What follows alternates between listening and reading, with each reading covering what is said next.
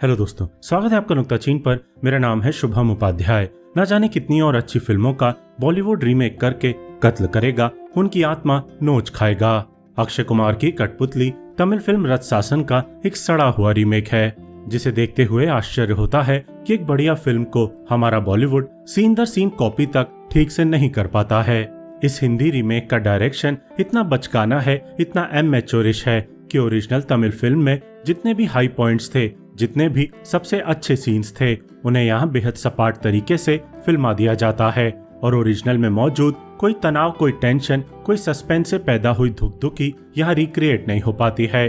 Spoilers के डर से कोई सीन बतौर उदाहरण बताना तो ठीक नहीं रहेगा, लेकिन अगर आपने 2018 में रिलीज होते ही तहलका मचा देने वाली रत्सासन देखी है तो कठपुतली देखकर आप शर्तिया अपना सर पीट लेंगे। स्क्रिप्ट के अलावा उस फिल्म की ताकत उसका बैकग्राउंड स्कोर भी था, जिसने फिल्म के सस्पेंस और पेसिंग में 4 चांद लगा दिए थे।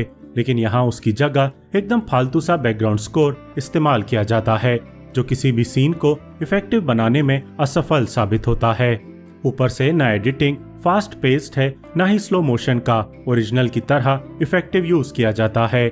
कई मुख्य दृश्यों में सस्पेंस या फिर कोई बहुत बड़ी बात बेहद सपाट तरीके से खोल दी जाती है और उस वक्त ओरिजिनल को याद कर आप आसानी से समझ जाते हैं कि राम कुमार जैसा एक अच्छा निर्देशक उसी स्क्रिप्ट को कितना इफेक्टिव बना देता है, जिसे हिंदी रीमेक में रंजीत तिवारी साहब एकदम बेअसर, एकदम सतही बना देते हैं।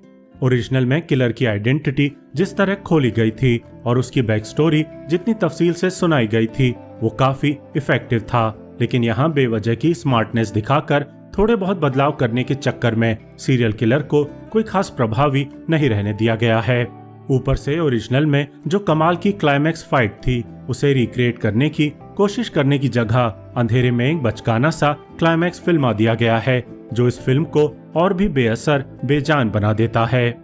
रत्सासन के हिंदुस्तान में बहुत फैंस हैं और उस अच्छी फिल्म की जो दुर्गति इस हिंदी रीमेक ने की है, शर्तिया उन दीवानों को बहुत बहुत बहुत ज्यादा बुरा लगने वाला है।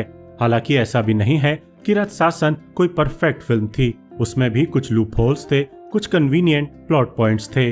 अमेरिकी फिल्म साइको और द शाइनिंग का साफ साफ प्रभाव भी था। लेकिन उन कमियों को सुधारने की कोशिश करने का तो छोड़िए, कठपुतली तो वो चीजें भी तमीज से कॉपी नहीं कर पाती जो कि रत्सासन की यूएसपी थी। ये एक बेहद खराब तरीके से निर्देशित की हुई रीमेक है, जिसे शायद वे दर्शक भी पसंद नहीं कर पाएंगे जिन्होंने रत्सासन का नाम तक सुना नहीं होगा, क्योंकि एक तो ओरिजिनल स्क्रिप्ट से बेमतलब की छेड़छाड़ कर राइटर असीम अरोड़ा ने उसे हद साधारण बना दिया है, और दूसरे डेफिनेटली एक ऐसे डायरेक्टर ने कठपुतली डायरेक्ट की है जिसे सीरियल किलर सिनेमा की ग्रामर, उसकी लैंग्वेज, उसके क्राफ्ट की ज्यादा जानकारी ही नहीं है। और अब अक्षय कुमार के अभिनय पर क्या ही कहें। एक ही साल में 4-5 बार एक सीमित अभिनय प्रतिभा वाले एक्टर को आखिर कोई कितना सराह सकता है। एक तो उन्हें कम उम्र के हीरो वाले रोल करने का बड़ा चस्का है।